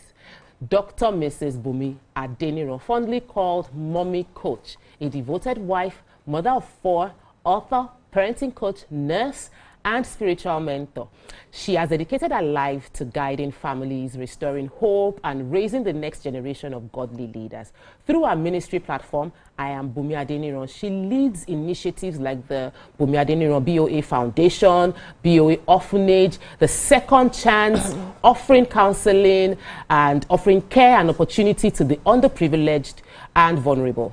Her acclaimed book and she has a purposeful parenting conference which equips parents with practical faith-based wisdom, while her Recalibrate program nurtures young worshippers to lead with both talent and spiritual identity. So whether counseling, mentoring, preaching, along her husband, Coach Adeniro, Mommy Coach embodies grace, faith, and humanity. So welcome with us to the show, Dr. We should call you Mommy Coach because Mommy really, Coach. At the end of the day, I like Mommy Coach, welcome to the show. We'd like you to join the conversation. We're talking about her life. Parenting is Women We Love segment. So we really want to dig into a lot about who she is. You can join the conversation by calling us on 090-241-6334, or you can tweet to us at x.com, #YourViewTV, so we can hear from you. Mommy Coach. Yes. Your life is rich, full of expressions around raising people, building people, the orphanage, the foundation, all the amazing things that you are doing to express yourself. But how did it all start? How did Dr. Bumi Adeniro become Mommy Coach? How did it start? Wow. Thank you for having me. Thank you, everybody. I'm very, very grateful. I was born by a single mom. When my mom was 17, she got pregnant and she had me. So I was practically raised by my grandmother from day 3 of my life until the day I got married at age 25. So when I was growing up, I made some resolutions that I didn't really think I was serious about. Like, I wasn't going to have a child out of wedlock. That was my resolution. If you have a child out of wedlock, I'm not condemning you, please. That I wasn't going to not love my children. Deep. I have to love my children. That is the reason I'm existing. Number 3, I have to build people up. Because as much as my grandmother shielded me, she was very rich. She shielded me from the environment. I still have some people that will mess with my mind, like you don't even know your father, you don't even know who you are. You know, those little things. I finally met my dad at age 18. Wow. Which was very nice. I fell in love with him. He apologized and life started. He's gone to be with the Lord now, but we had a very good time when we reconciled with each other. So during those resolutions, I made up my mind that I'm going to do everything that it takes to edify people. Fortunately or unfortunately, I migrated to America at age 26, and I've been there 37 years. So in the course of it, I started having children, and I realized that if I'm not present in my children's life, all those resolutions are just flimsy thoughts in my brain. So I started, my husband, thanks to him, a very good man. I mean, I won't be here without that man. Let's forget it. He's a man that pushes me and pushes me over push sometimes. So We celebrate him. Thank you so much. As my children were growing up, my husband and I, we decided, because America is very tedious, you have to work all your life. So we decided somebody will work a lot and somebody will work less. Both of us cannot work a lot. So I'm a nurse, which made it easy to work more, and I make a lot of income that is steady. My husband, on the other side, is a soccer coach, and soccer is seasonal. So my husband loves taking care of the kids. I'll go to work, I'll come back, my food is ready. All those domesticated things. We need to interview him another time. Oh no, he's more domesticated than I am. All the domesticated things, my husband would have done it. So I started having time to say, how can I help this woman struggling with her child? I will see kids in church that don't respect nobody. No, I mean, they just talk, they just act. So I inquired and I saw a parenting coach school. So I enrolled. It was for 3 years. Wow. I was working and I was doing it online, and that was the birth of the vision, actually. So when I graduated from the parenting school, my husband said, you are going to Nigeria. I get why you say you're like pushing. And I'm like, who is going to Nigeria? Me? I've not lived there in 30 years. What am I going there to do? I don't know the terrain. I don't know how it works.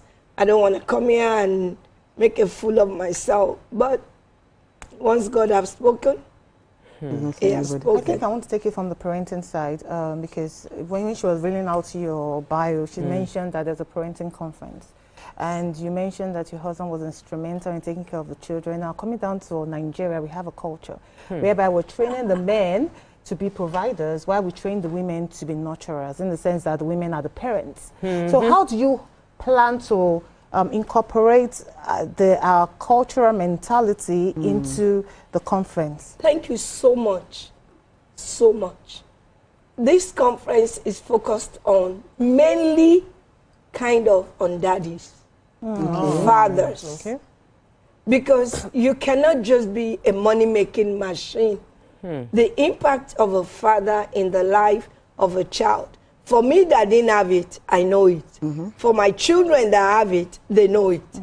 So what I plan to do as a team is to get daddy from being school fees paying person or mortgage or rent paying person to somebody that takes child to soccer practice, to somebody that does homework with children, to somebody that engage physically and emotionally. We have a movie that we're going to show during the conference.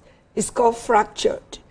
And it was done by the Mount Zion group of people. And it's going to emphasize on, you are not only supposed to give me money, you're supposed to be my dad. That's such a powerful thing. Let's let it sink in.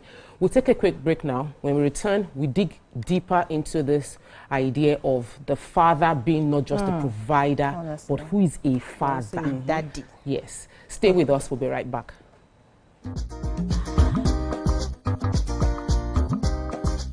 Stay tuned. Your View will be right back.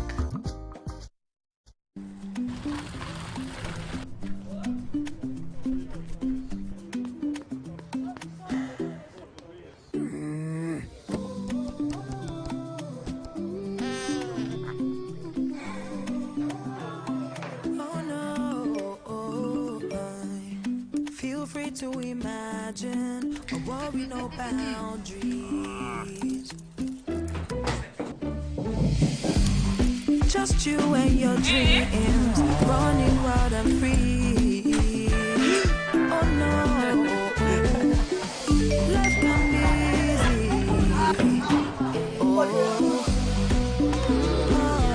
Smooth connection with the collector.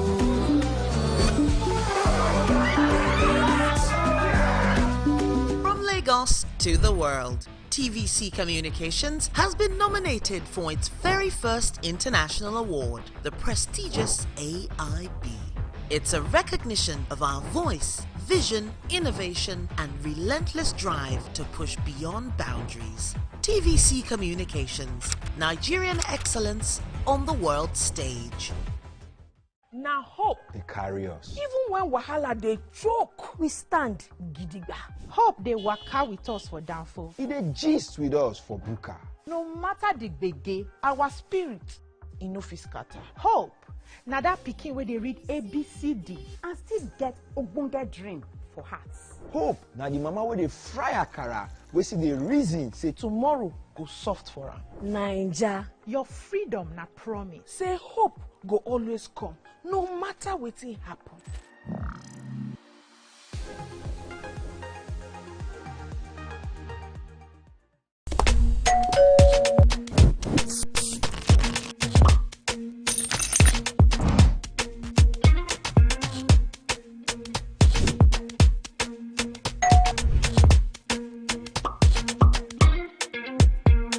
In 3, 2, 1, we are live. Welcome to E-Splash.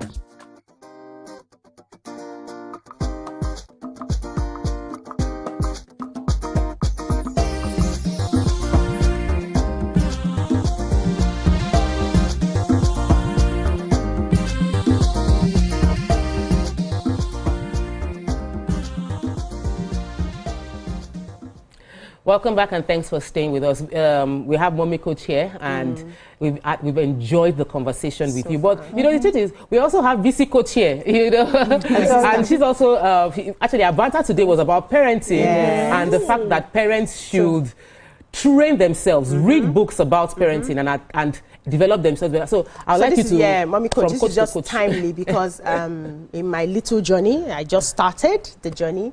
You know, being a teacher for a while, you know, with child psychology and all of that, I just realized that there's a gap, especially with our men. Some of us are lucky to have men that are hands-on, but we'll not say because our life is okay, let's ignore other people who are around us who we feel we can help them get it better. How easy or how difficult has it been to get these men to sit down and listen? We have many husbands who don't even read books at all. They don't listen to courses. They don't even bother. Just feel, like she rightly said, the responsibilities for the woman, raise your children. And in our culture, if the child goes bad, they will call the mother. If the child is good, they will call the father. How has it been trying to get men together? Has it been easy? Is there anything you can do to, to help? Yes, please tell us your experience so far. I married a Nigerian man, by the way, so you know it's not like that easy. But one thing I want to say is it's a woman's job to help the man listen. Okay. We need to exercise a little bit of patience and endurance when raising our husband. Hey! All we get children to raise, you can't raise us. We're raising everybody. Lord have mercy. You are the one that raised your children. You are the one that is raising your husband. Wow. So the kind of home you want. Wow. So how do you do it? You know your husband. There are times that they are level-headed. And there are times that, God help us. But that level-headed time is when we start discussing. Do you know at 66, honey, we're not going to be able to work. At 70, we're not going to be able to work. Especially for us that live in America. If we don't help these children to stand alone, to be responsible adults, to be able to sustain themselves, how will they take care of us? If a child is in prison, or a child is on drugs, or a child is running the street, even you are 90, it doesn't make any difference. That child is not going to pay you back your labor. For you to want labor, to want to get the reward of your labor, you should have labored. Point. Clock it. Clock it. Should have labored. Yes, clock it. You should have labored. Amazing. So if all your labor was money, all you will get is money. And they can throw it. And then we complain without that emotions. the children are taking better care of the mothers than the fathers, because all you did was drop money. They can send you money, but they are not there emotionally. Wow. God bless you. Throw in something. Yeah. So just like what BC said, how are you going to get the men to come for this your conference? Because I know how difficult. What can women do? What can we do? Now that women, what do you want us to do physically? Say it out. Explain. Just say everything out. Well, spiritually pray. Physically, let's go there. We have fun things going on there. It's not only teaching. We have award for parents. We have competition. We have father and son talk show. My husband and my son. So you will get a real gist. It's going to fly in and do that thing. We have that going on. We have men coming out to say, what are your obstacles? We will allow one-on-one counseling for men. And another thing you can do, you can make it a date day. Let's hang out. One of the things my husband and I did for 37 years is that we have one date a week. You don't have to go to an expensive restaurant. It could be next door. It could be in your bedroom. Just no kids. What do we say? How can we do better for our children so that in our old age, those nursing homes that you see on video, they don't forget us there. And not even visit. And send money. All you did was money. So all you get is money. If you give time, you get time. If you give money, you get money. This one you talk about. Honestly, but I think it's easy for you because, you have mixed up the life, the Nigerian life and the American life, so you have mixed it up. I'm just wondering how, we say, okay, make sure that honestly, there's time. Yeah. You say, okay, we need to go for dinner or make out that time, that date night. That's when you hear. It's a conversation. Look, I have one meeting that I have to attend to. Look, the money is very important. I have to go and get that money. Then you use the example she has given us, which is that if all you give is money, all you will get is money. And I mentioned something during the week, and I think I should just say, because sometimes when we don't say what our other men are doing, people will feel like it is strange. I remember that, I think it was like 5 years wedding anniversary. I came online and I was like, the best diaper changer in the world. And it just shocked me that many men were not changing diapers. No, because none of them. My husband I had twins. You want to kill me? My husband was good with changing diapers. My son broke his hand.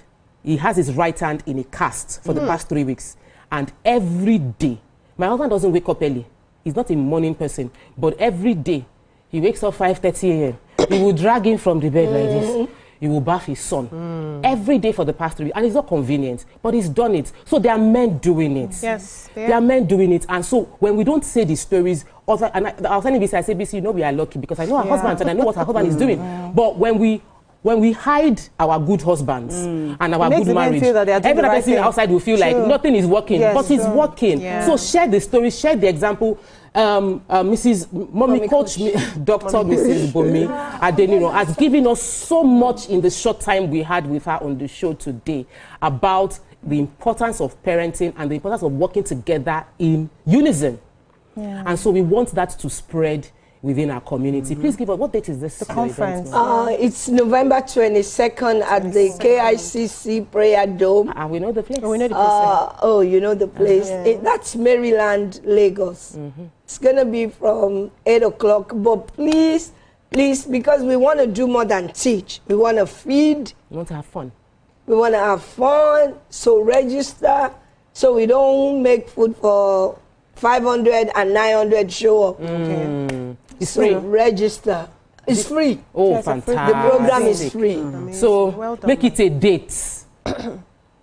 Make it a date so that we don't have the kind of drama that we had that was trending yesterday. If all the parents sit down on top of the matter, those kind of dramas will not happen. It won't happen because we'll help our children emotionally regulate as children. That when they become adults, they don't flare up because they're able to manage their emotions well. It's a lot of job to be a parent. Please don't take it. Thank you so much for your time. Thank you, ladies.